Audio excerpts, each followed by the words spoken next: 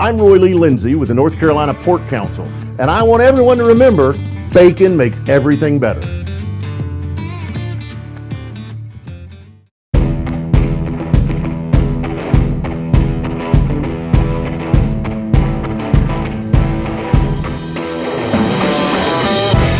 Okay, without further ado, we welcome our featured guest of the week.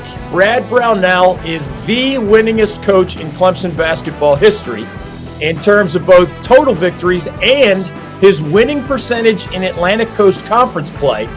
And he's one of the longest tenured head basketball coaches in the ACC today.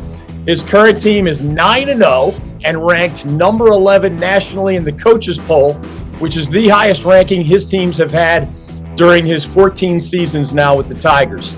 His 2018 Clemson squad, which won 25 games and played in the Sweet 16 of the NCAA Tournament, is considered one of the best in program history. Previously, of course, Brad spent 12 years here in our backyard at UNC Wilmington, including 4 of those years as the head coach of the Seahawks, whom he took to 2 CAA championships and won 2 NCAA tournament appearances back in 2003 and 2006. Coach Brownell, welcome back to the David Glenn Show for probably the 50th time, and welcome to our new North Carolina Sports Network for the first time. Coach, how are you? I'm great. Good to be back on with you, David, and I appreciate the very kind intro there. Very, very kind of you. Hey, man, I try to do that whether you're 9-0 or 0-9. You know that. But before we get into your team's success this year, and Coach has never been 0-9. That's just a joke. Take us back to the beginning. You were born in Evansville, Indiana, one of the great basketball states in our entire country. Yeah. And you were a high school basketball star next to Calbert Cheney, who went on to great fame at Indiana, of course. You compete for the D3 national title during your playing days at DePaul University in Indiana. That's DePaul with the W at the end. And then upon graduation, you immediately get into college basketball coaching right there at Evansville University in your own hometown. What do you remember most about the when and the how of falling in love with the game of basketball?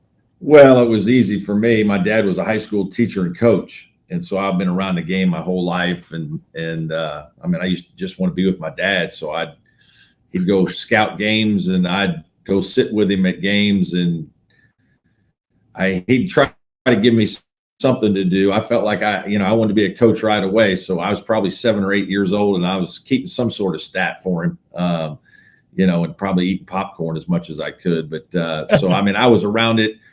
Just, Indiana high school basketball is a big deal. And we used to go watch big tournament games, sectionals, regionals where Evansville played at Roberts Stadium. I remember that as a young kid at 10, and you'd go there and there'd be 10,000 people watching high school basketball, and all 4 corners would have orange and yellow and blue and green, and the cities would come follow their teams. And so it was a big deal. So I grew to love it right away. Obviously was involved with the game, growing up, camps, everything you could do. And, was a solid player, and obviously, but I was very fortunate that I played for some good coaches. I had a very good high school coach by the name of Gerald Van Devender, and then really my college coach, Royce Waltman, who was an assistant for Coach Knight at Indiana for 5 years, and I just learned so much from Coach Waltman, and then as you mentioned, I worked for Coach Cruz, another former Knight disciple, and that was an unbelievable year for me there, just kind of getting to know what it was like at the Division I level, and what it was like to kind of see a program right there in my hometown. And we had a great team and went to the NCAA tournament. I then went back to the University of Indianapolis, where I got my master's degree. My coach left DePaul and went to the University of Indianapolis, which was a Division II school. And Bruce Pearl was ironically at Southern Indiana in Evansville in that same Division II league. It was unbelievable. Wow. Coaches, high-level Division II basketball. And then, obviously, as everybody knows, in North Carolina, I was very fortunate to get a job. When I got my master's, I didn't know what I was going to do. Head high school coach, Division III assistant, Division I assistant. I didn't know what I could do. And I was very fortunate that Jerry Wainwright had just gotten the job at UNC Wilmington and knew a guy by the name of Will Ray, who was a former University of Evansville assistant and the Loyola of Chicago coach at the time. he was close with Coach Cruz and Coach Wainwright, and kind of through that circle, they got me an interview, and I worked for Coach Wainwright, obviously, for 8 years at Wilmington, and man, just learned a lot from Coach Wainwright. He was terrific and very good mentor, and obviously gave me a lot of freedom to really coach and grow as a young coach, and just had an unbelievable 12-year run at UNC Wilmington. So I've been very blessed, and again, I've worked for some really good coaches through the years, and that helped in my development a great deal. So if there was a little coaching in your soul at 7 or 8 years old, thanks to your dad, at what point do you start either taking mental notes or maybe even, binder style physical notes regarding, if I run my own program someday, these are some of the things I want to copy, and these are some of the twists that I might put on it in my own way? Yeah. Well, I knew in college that I probably would want to be a coach. And Coach Waltman, much like what he learned from Coach Knight and what I do with our players, we keep notebooks. Our players keep notebooks, and we're constantly telling our guys to bring their notebooks with them. And every time you meet with a coach, whether you're watching film, you're taking notes. Every time we meet as a team, we're writing notes down. So I had binders started in college, and then obviously as soon as I became a grad assistant at the University of Evansville, man, I was stealing as much information from Coach Cruz during that year as I could.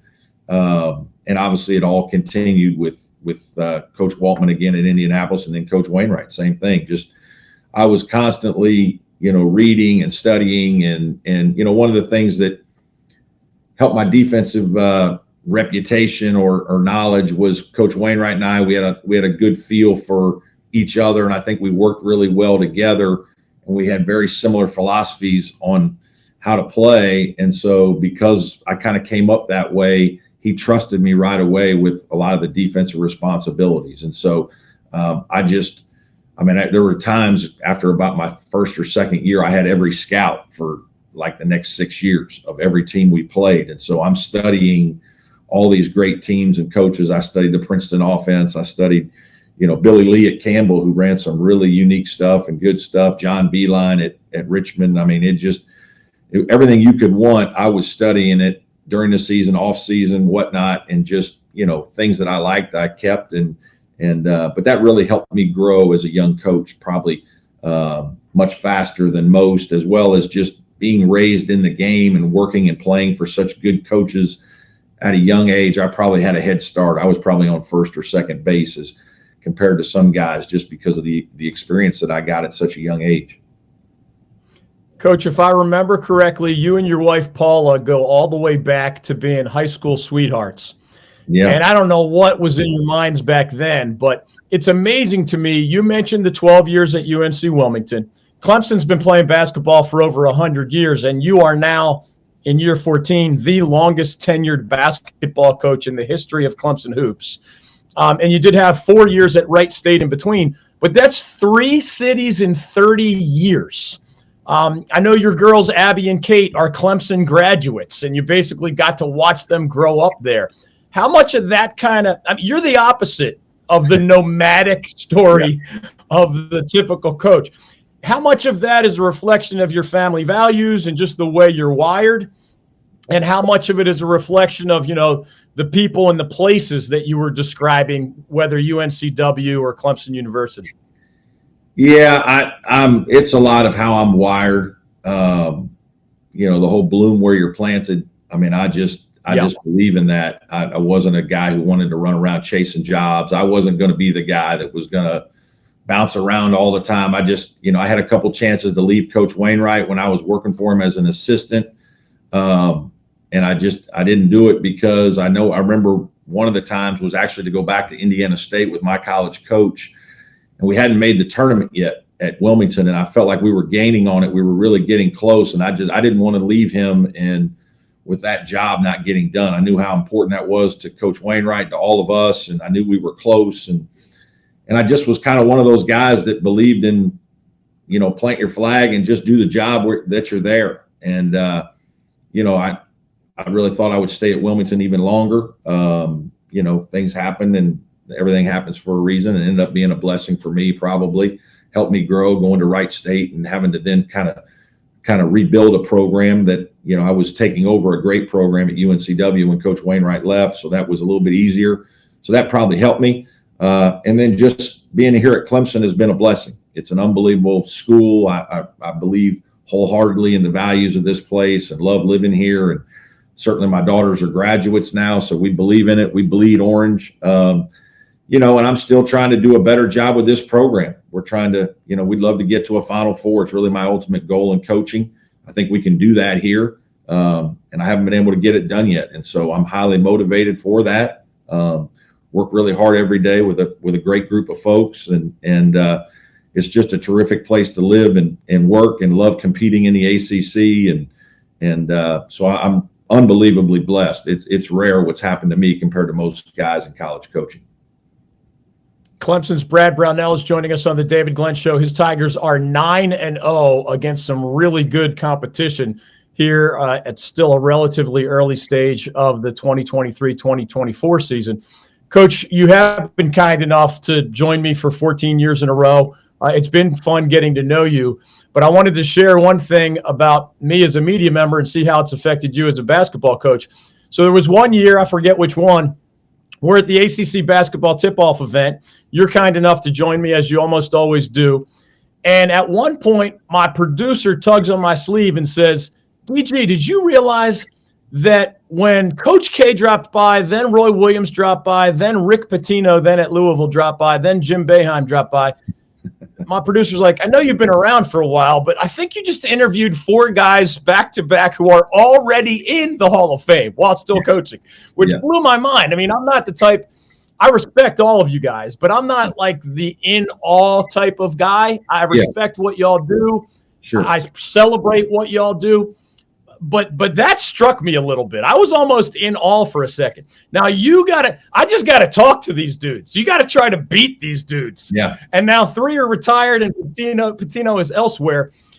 How much does that change your world? Because I don't know, just kind of common sense wise, I like your chances of making a run at an ACC title or a first place finish, or you mentioned the Final Four, better now that you're one of the older hats and some of these other dudes are out of the way.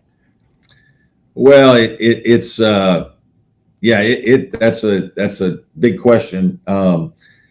It was unbelievable to compete against Coach K and Roy and Rick Pitino and all those guys, Coach Boeheim. What was more than competing against them and looking down there and see them coaching their teams and you're trying to coach your team. What's more of an awe moment initially is when you're in a ACC head coaches meeting, right? And some national topic comes up, and then you got those 4 guys commenting on it, right? And then the rest of you are kind of over there at the end of the table, and it's not like your opinion really matters. So most of the time you're just piped down and, do as you're told or listen and try to learn because those guys were such influential people in our game. And so it was more in those settings where you were like, wow, this is wild, because there's things that we were talking about that a lot of people, media for certain, would want to be privy to. And like, you're getting kind of the inside scoop from the highest levels of college basketball and college athletics because, Coach K and Roy Williams and Jim Boeheim and Rick Pitino are involved in those conversations. And so you're talking about those kinds of things. When you get into the coaching profession, I'm not one of those guys either. I mean, I'm humbled and honored to compete and to be coaching in some of these great arenas and against terrific coaches. But, you better quickly realize that you belong and that, you better figure out a way to do this or you won't last long. One of my coolest stories or moments is my first game. A lot of people don't remember. When I was became the head coach at UNC Wilmington, Coach Wainwright had resigned to take the Richmond job, and Coach Wainwright did the scheduling, and so he always scheduled really hard games for UNCW. I mean, it was sometimes we were all like, "What is Coach doing?" But I mean, he was putting us. We had more bye games. We went everywhere against anybody. He wanted to play everybody, really sell our brand, get our name out there, and prepare our guys for the CAA because that's really all that mattered. There was no at-large bid. So he happened in the offseason that year to schedule a game against Texas Tech. Well, the head coach at Texas Tech at the time was Bob Knight. So my first college coaching game was at Texas Tech in Lubbock against Bob Knight, really my kind of boyhood idol, right? My father, everybody in Southern Indiana emulated Coach Knight and his teams. And so I'd met Coach Knight a couple times through my college coach. And obviously he coached Calbert Chaney, who played with me, I should say, in high school. So I've been around Coach a few times, but you want to talk about a wow moment for me. That was the wow moment, was coaching against Coach Knight in my first game when I grew up watching his teams play my whole life. So that's kind of an interesting story and take on that scenario. As you know, a lot of things have changed in your 14 years at Clemson, and one of them is the transfer portal, immediate eligibility in most cases for transfers. I have enjoyed guys like Marquise Reed, Nick Honor, right, Brevin Galloway pretty recently, and of course right now part of your success story is the Syracuse transfer, Joe Girard. Right. In a world where even your friend and colleague Dabo Swinney has been criticized for his philosophical view of the transfer portal, he just hasn't used it as much as some others. I know that's 80-plus scholarships. You guys are 13 scholarships, so it's not really apples to apples. But one crazy fact for you, Coach, ACC football champion Florida State, 10 of their 11 offensive starters this year for most games were major college transfers. Right. So that's not like a tweak to the system. That's a pretty dramatic change to the system. Yeah.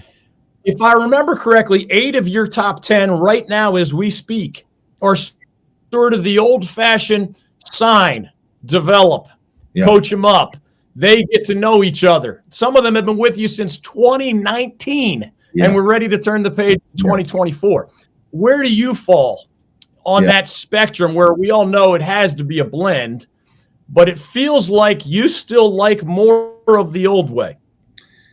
Yeah, I do. And part of that is just my value structure of how, believe me, I'm going to do whatever it takes to win. So if we need a couple guys like Joe Girard and, we try to get obviously Jack Clark and Boz Lida and, and Jake Hydbreder, we took four grad guys this year.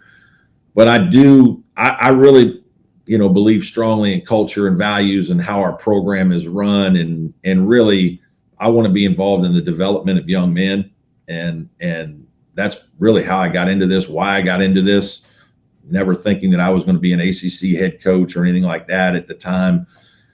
And so having relationships, meaningful relationships, and growing with players, I think is something that I strongly value. But I also understand you got to win to keep your job. And, sometimes you're going to need older players. You just need more older players probably now than ever because they're really, the patience in the business is not there. And so I think it's an extremely fine line. I think, guys like Dabo who recruit at such a high level out of high school. They get so many good high school players that are probably ready to play at a young age and ready, NFL type guys and stuff. They can get away with that and not do as much in the portal. Although I do think that's going to change because what's going to happen too now is you're going to lose more guys. So Dabo's going to lose more guys just naturally because of this new way of college sports. And so there's going to be more openings and more opportunities to add guys, and you're going to have to add through the portal. So I think we're all kind of in that situation. No matter how you want to do it, you're going to have to get involved in portal recruiting just because your roster, you can't predict what your roster is going to look like. There's going to be a couple of guys that come in at the end of the season and probably leave that you didn't expect to leave, and that's going to force you to make some changes. So it's a whole new way of doing business. Clemson's Brad Brownell is joining us on the David Glenn Show. His Tigers are 9-0. Next up, a talented Memphis team for the Clemson Tigers as ACC play approaches. Coach, I think I know you well enough from afar that if I were playing for you on a 9-0 team, you'd be saying to me, DG, don't get all full of yourself. You'd be saying, hey, remember that attention to detail and work ethic and unselfishness is what got us to 9-0. So don't be dumb enough to forget the things that got us there. My question instead is, who in your world helps you make sure that your current players receive that message? Because as great a coach as you are, I don't know. You probably sometimes need help from, family members, assistant coaches, veteran players. Somebody's got to help you make sure that message lands. Yeah, it's you can't have it both ways at Clemson, right? You can't be upset in the preseason when your team's nobody thinks your team's any good. It's just same old Clemson. Right. You're going to be okay. Nobody wants to vote for you for top 25. But then when they do kind of come around to it and you play your way into that, now you love those guys, right? And I kind of tell our guys that, like, hey, you guys you can't have it both ways in life, right? I mean, these media sumbitches, like they don't know what the hell they're talking about. Just because they finally get something, we start playing better. You can't worry about them now and try to become all friendly with them. The David Glenns of the world. But I'm teasing. But it really, the outside noise is a big part of what's different. Obviously, the phones and social media and what these kids all deal with, and the expectations and seriously, fans getting on them when they don't play well or when things go bad, and trying to help manage that, man. You got to have, like, we have sports psychologists that are around our team that help us a little bit. We have people that our guys can go to on their own, certainly. But you do, as a coach and as a staff, you do talk about those things. You try to educate your guys as much as you can to just focus on what really matters, and the people that matter are the people that are in our room and locker room and video room and meeting rooms all the time. And it doesn't really matter that much what everybody else thinks. And I tell our guys this all the time. It's pretty funny that even our parents, right? Like, you got to be careful listening to your parents sometimes in all these situations now. And it's hard for me to say that but I relate it to them, like with my mom. Like, I tell my guys, my mom thinks I'm pretty terrific, fellas, and I'm not joking. Like, she thinks I hung the moon. Like, I'm her number one son. There ain't many better. I'm better than Coach K, Coach Williams, all those guys. And when we lose a game, it's not because her number one son made mistakes during the coaching of the game. It's because you guys don't listen and don't block out and don't rebound and don't make free throws. So like, we all have moms, we all have family, we all have people that care about us. But even my mom's not in this room, and she's going to be hard pressed to think that I make a mistake. Your moms feel the same about you. So we all got to kind of come to that realization that, we're the ones that matter, and earn the respect of the people of this room. And you do that by coming prepared, working hard every day, and really caring about each other. And so we talk about that a lot. I use that story with my young guys all the time. But I think, to be honest with you, I do think it's relevant.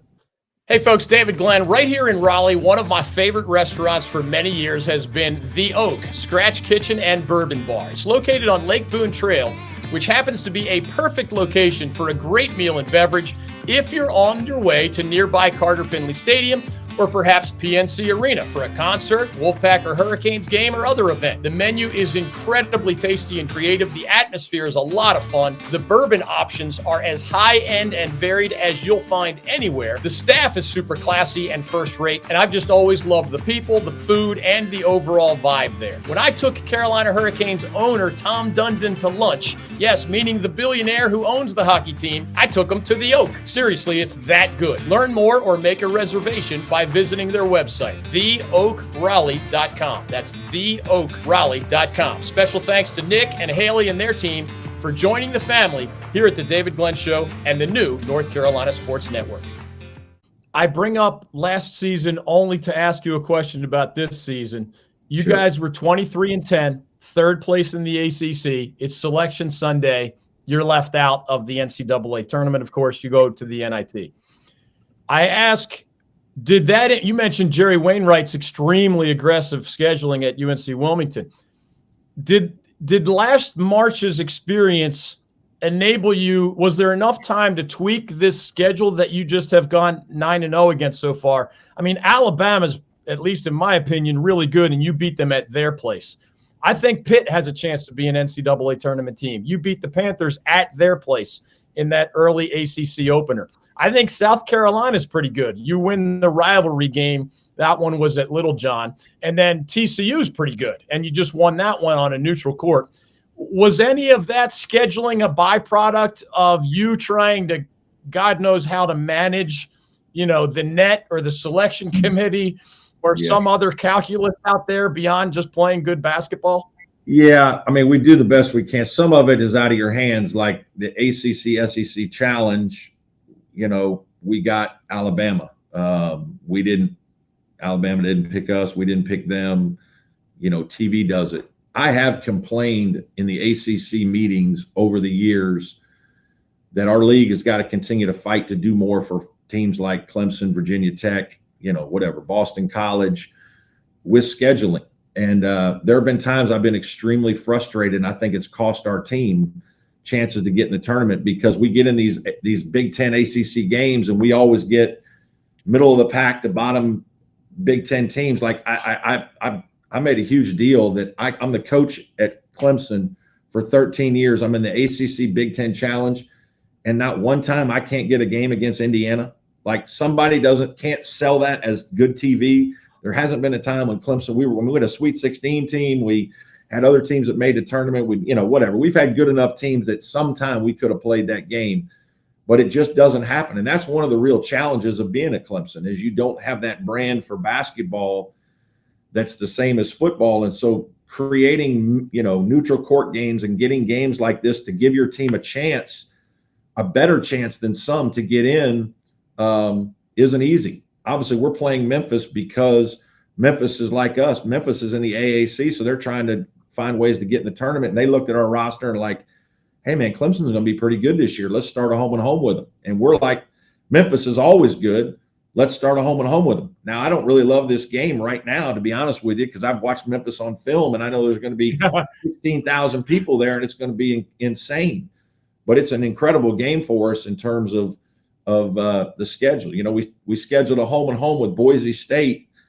I don't know if Boise State's going to be as good as we want them to be, but they've made the tournament the last 2 years. It looked like they have a really good team on paper. Right now they're doing fine, but probably not quite as well. I got to go back to Boise State next year because that's how hard it is for me to get the kind of quality games that we need. And I think that's something that people don't understand. And that's a real challenge with my job. Like the Dukes and Carolinas, they get to play all these games. I mean, they get to play who they want, when they want, sometimes where they want, and what time they want, and it's just like, man, that is such an advantage, right? It really is. What we've had to deal with so far and what we've done has been really hard. And like the travel and 3 games in 6 days, 2 of them on the road, getting home at 3 a.m. a couple times. I mean, it's challenging, and that's taking, private planes, but you do what you got to do to try to give your team a chance. We felt like we had a team this year that, had a chance to be a really good team. And so we just tried to schedule as much as we could to give our guys the opportunity. And certainly, obviously, last year's snubbing is still a very sore spot with me. Coach, there are times I feel like in my 37 years covering college sports, there has been as much major change in the last 3 or 4 years as in the first 30 or so years combined, right? With transfer portal, conference realignment, college football playoff, immediate eligibility of transfers, and name, image, likeness, among other things. I wonder, I try to be a glass half full guy. I know a lot of people don't like the portal, don't like name, image, likeness, but I wonder, and I don't need you to give away private details about somebody like PJ Hall, but in a general sense, I think there can be an upside to name, image, likeness because PJ Hall was all ACC last year. I don't know how exactly the NBA views him, but there's no doubt somewhere in the world the young man could have made nice money as a professional basketball player, NBA or otherwise. But he wants to see this story through with you. He stays even as a returning all-ACC player, one of the few. And you guys are off to this sensational start. Is that a real upside where guys who might have otherwise been tempted to go say, you know what, this is a pretty good deal, and I can make this side third-party money while enjoying playing for Brad Brownell and wearing the Clemson orange? Yeah, it is. And I think that is a real positive, is that you're going to have some guys stick around for an extra year. Armando Bacot, there's a lot of really good players that are sticking around for an extra year, and it's going to help with the quality of play for sure. PJ is such a unique kid. He just loves his Clemson experience, man. It ain't just about the money for him. I mean, he just loves being a college kid. He loves Clemson. He loves our team, our program. I can't thank him enough for all the unbelievable things he does for us and our program, and just allowing us to coach him the way we do, and what he gives back to our team. I mean, he's an incredible kid, and certainly I hope has a chance to be MVP of the ACC this year. That's the positive of all of this. The negative, though, and this is the part that is really scary, is you're just going to have folks go in the portal for money. And it doesn't matter whether you're running a good program, doing all the things you can to try to help support kids. Are we devaluing education and all that you're given here? I mean, because you're not only given an unbelievable education, all the tutoring, all the medical help, all the nutrition, the experience. These kids, I tell everybody, these kids work harder than ever. And the demands on them are real, and they are great. And so, yes, they deserve NIL. They deserve money. They deserve some sort of compensation because of the amount of time, energy, and effort that they spend working on their craft. But also that really pulls at me that, like, we're losing loyalty to other things. We're losing appreciation for what we have been given, and people and places that are going above and beyond to try to help you have an unbelievable experience. And some of it, the dollars aren't going to match, so you just leave, or you just put yourself out in the market for the highest bidder. Maybe that's just capitalism, right? And I'm a little bit old school that way, that pulls at me, because I'm such a believer in team, and that's why I do it. I think my biggest thing for coaching is I just always wanted to be on a team. I can't imagine not being on a team.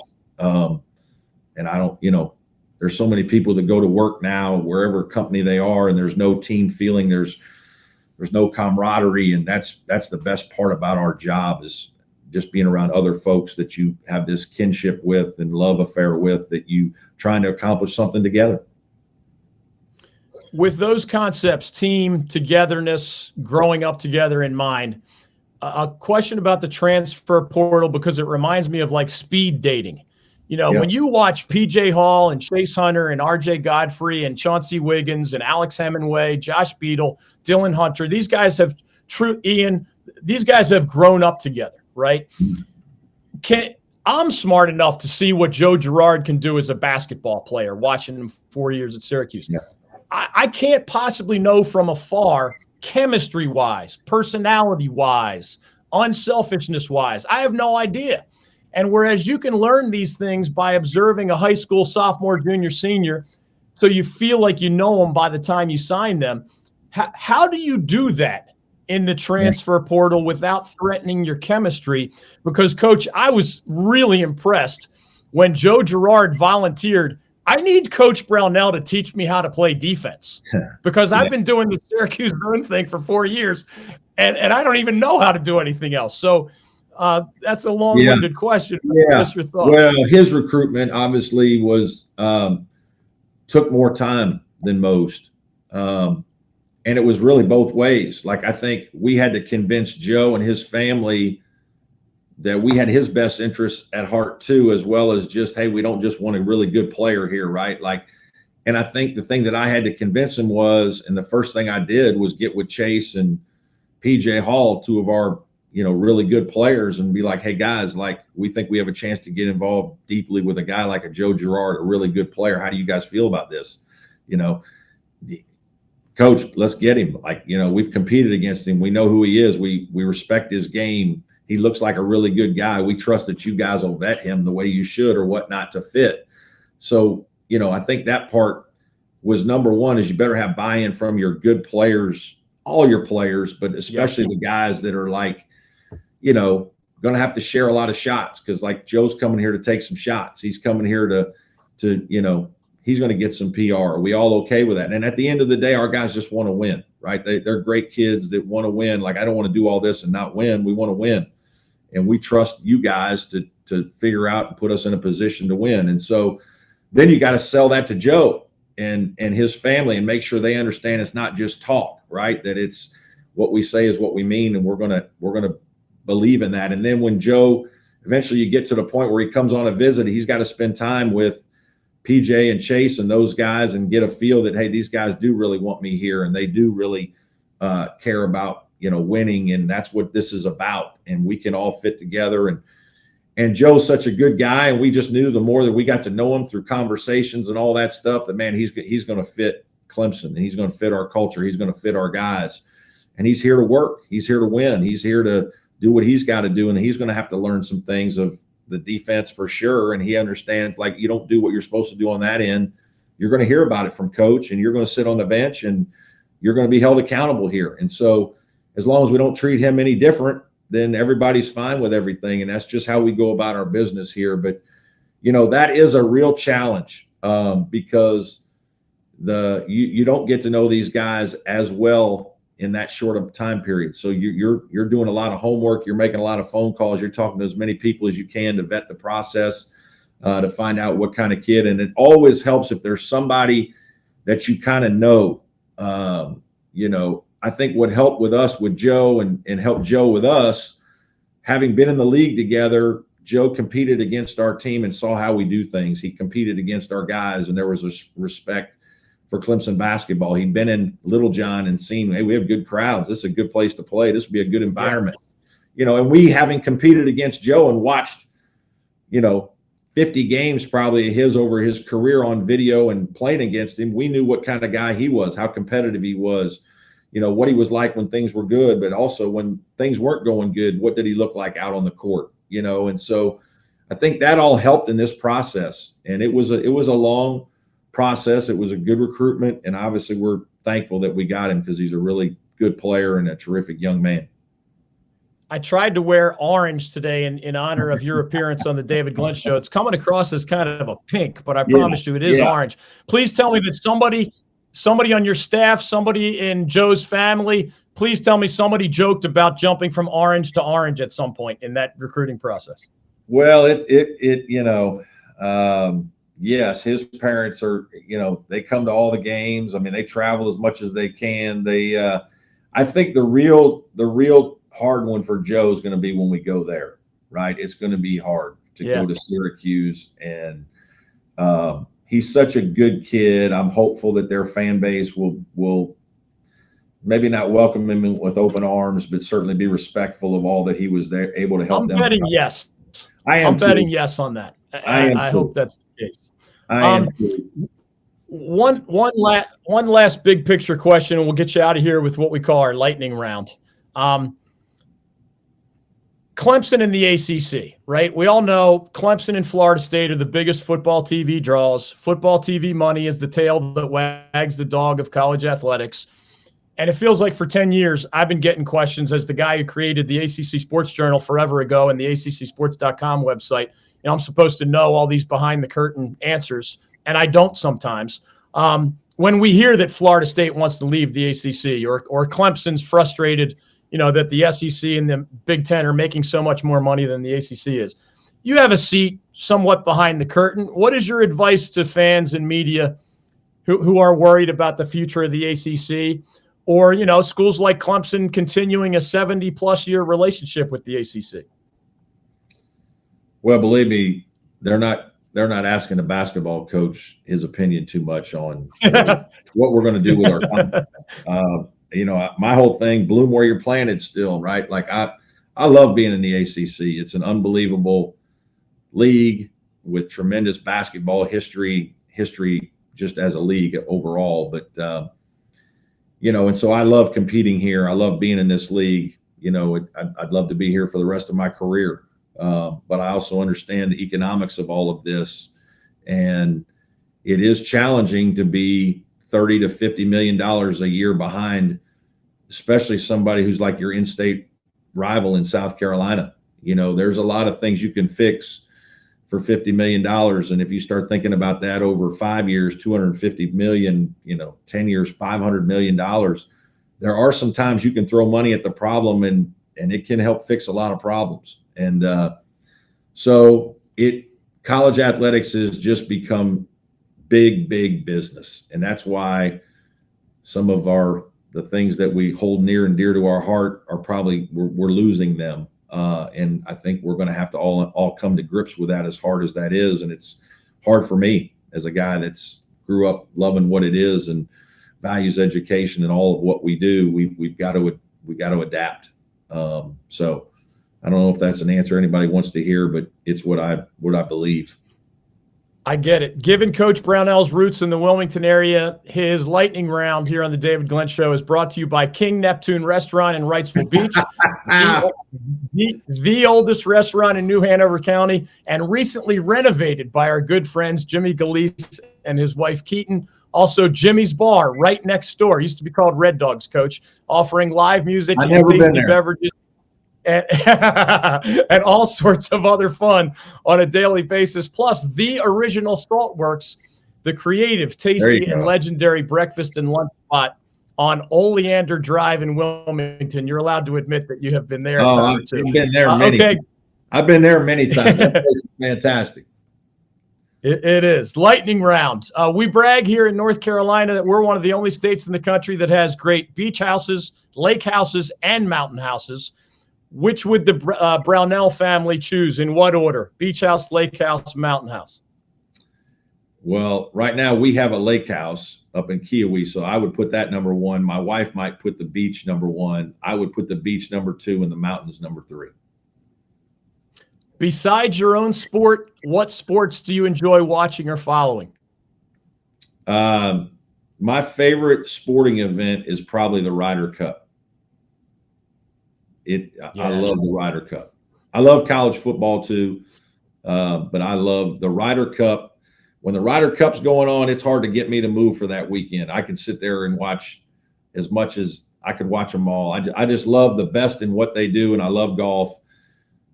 You know, doing it for no money, and then also the pressure that comes with it, making them perform in that environment is incredible. Fascinating. The team concept of golf is rare. Playing for your country or your continent, I'm right there with you. Favorite vacation destinations, just one or two, anywhere in the world? Wilmington, North Carolina. What are you talking about, man? That's it. I'm a bad vacation guy. My wife, we just go where friends are most of the time. We don't do much of the exotic stuff, and so I don't. That's something where I probably have failed as a father and family man. But we go to Wilmington every year. Paula's parents still live there. Cool. We just have so many friends. It's awesome.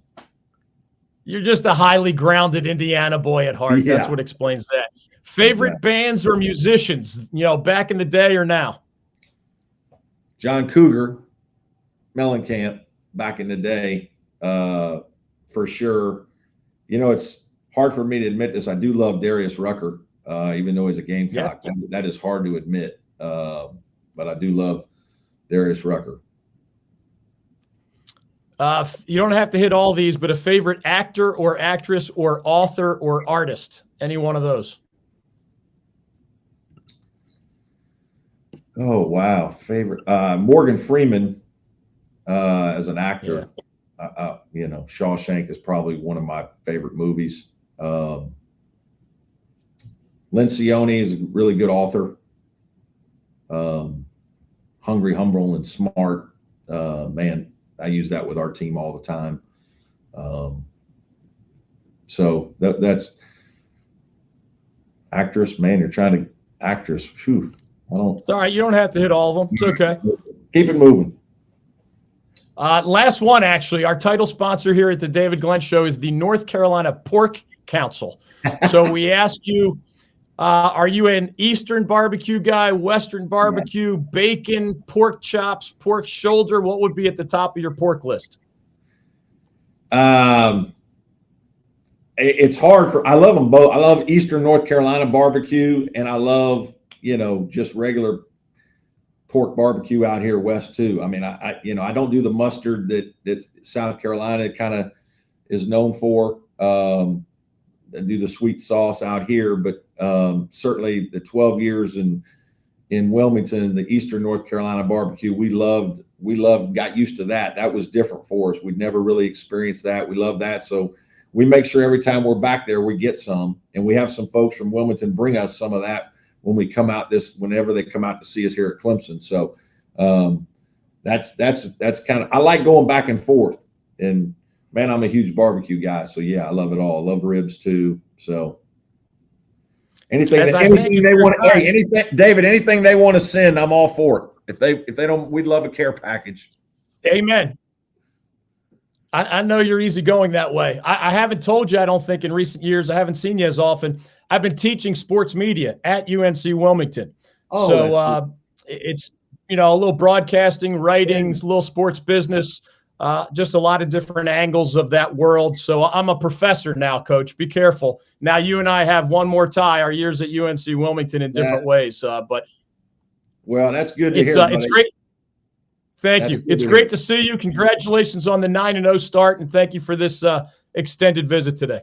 Oh, enjoy being with you. You're the best.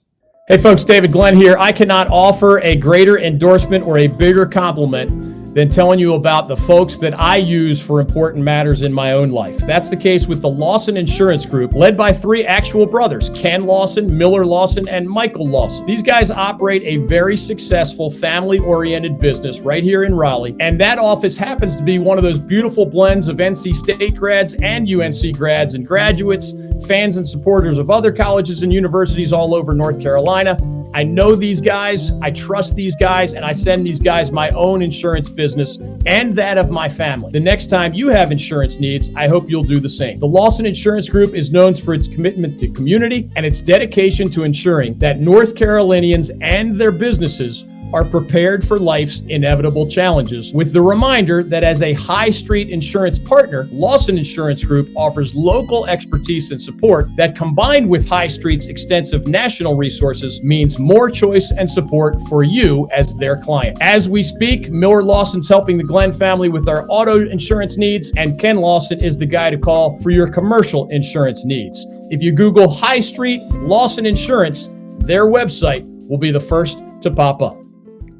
Okay, that'll do it for today's edition of the program. Thanks to Brad Brownell for dropping by. Of course, one last thing, our weekly reminder, please subscribe to our official YouTube channel, Instagram, and Twitter accounts here at the new North Carolina Sports Network. That social media handle is at the NC Sportsnet, at THE-NC Sportsnet. Remember, when you subscribe specifically to our YouTube channel, it is free.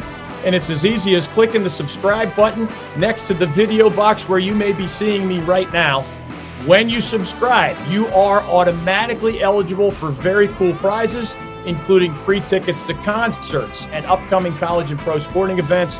Remember, whether you were subscriber number 1 or subscriber number 999, you remain eligible for all of the prizes we give out in the coming weeks and months.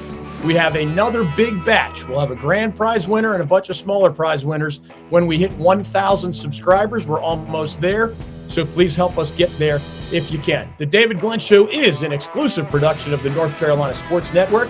Executive producer Mike Waddell, the founding partner of NCSN, is the North Carolina Pork Council. Goodbye, everybody. Thanks for spending some time with us today on the David Glenn Show. We look forward to seeing you again, and maybe even at one of the college basketball stops on our Old North State tailgate and traveling sports circus. Have a great week. We look forward to seeing you next time right here on the North Carolina Sports Network.